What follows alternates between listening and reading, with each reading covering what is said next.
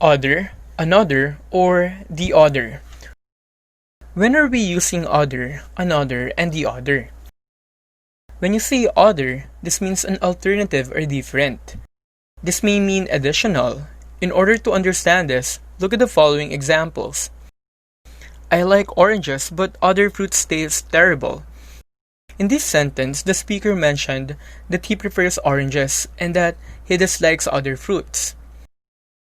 The other students are waiting outside for you to meet them. In this sentence, we would like to express that there are different students who wait outside for the teacher mentioned in the sentence. You need to remember that other may be a pronoun or a determiner. As a determiner, it must be followed by an uncountable noun or plural noun.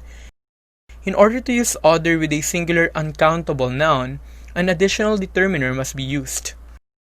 This phone works fine, but my other phone is way better. In this sentence, we would like to express that the phone held by the speaker is an alternative or different with what the speaker used to have.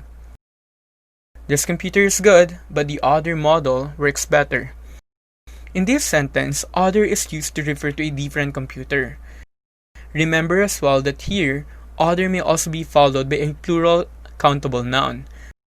This computer is good, but the other models work better. When then are we using another?